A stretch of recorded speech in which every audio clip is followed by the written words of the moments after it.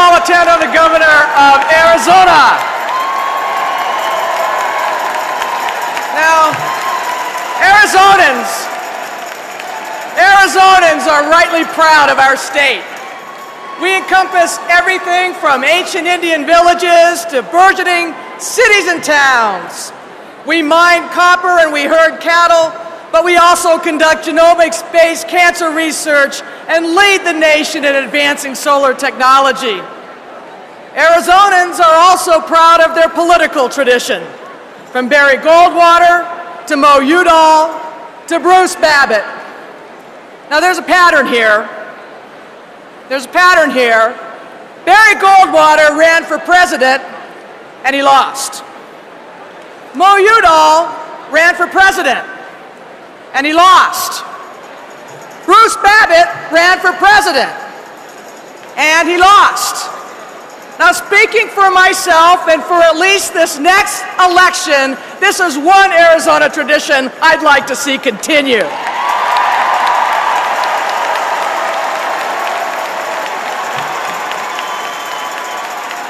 Now, just as I am proud of Arizona, I like to be positive about my fellow Arizonans.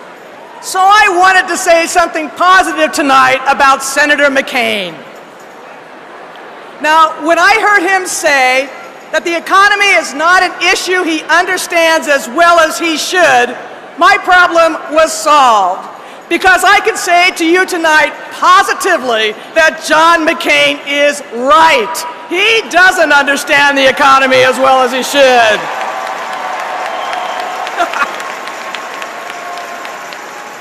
And he doesn't understand how the policies he has supported and wants to perpetuate have so terribly misfired. We cannot afford 4 more years of failing economics and a falling economy.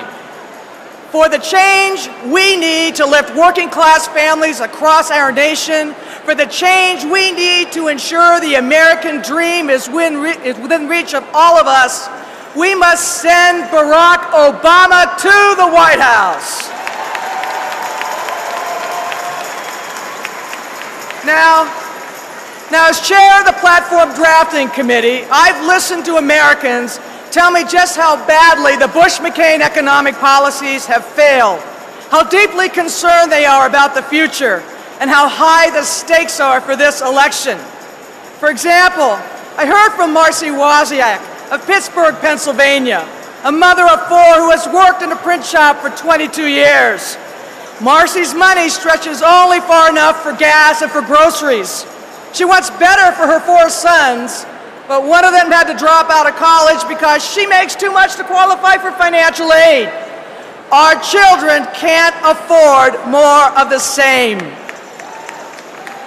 I heard from David Landrum.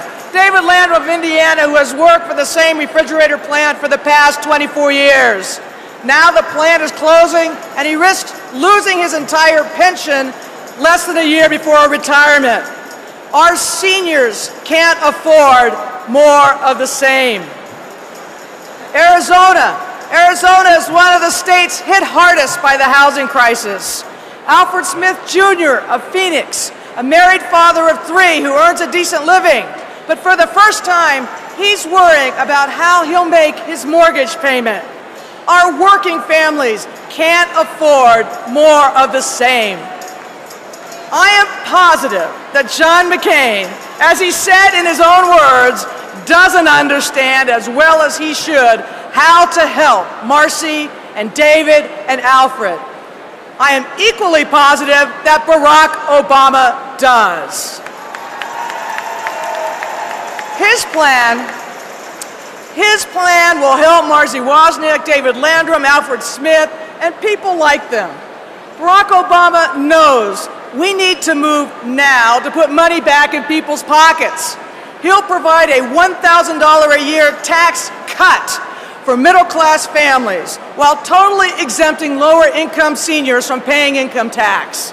His economic policies will create a foreclosure prevention fund and stimulate the housing industry and the jobs that go with it by reforming the credit markets and policing their activities. Long term, Senator Obama knows our economy depends on well-educated workers. He'll focus on giving our youngest children a critical head start in their education. He'll open doors to higher education by giving $4,000 tax credits to students who promise to give back through community service. You see, in Barack Obama's world, work and reward go together, and every American should have the opportunity to make the most of his or her talents. Senator Obama understands that America's continued dominance in the world economy depends on our continued ability to innovate. He'll invest in a clean energy economy, diminishing our reliance on foreign oil and creating 5 million green-collar jobs. He'll encourage job training and retraining for newer clean technologies, and he'll work for tax relief for small business and startup companies. Now, John McCain's good friend, Phil Gramm, says we are in a mental recession, and that middle-class folks worried about their futures are just whiners. Barack Obama knows that pursuing the failed policies of the past is no way to build America's future. He understands that no one is whining, and instead that real people are looking for real and better answers. We must work together. All of us here on this convention floor, all of us watching on television or on the web, to bring the change we need to fix the failed ways of Washington. And I am positive we will do that by electing Barack Obama the next President of the United States. Thank you.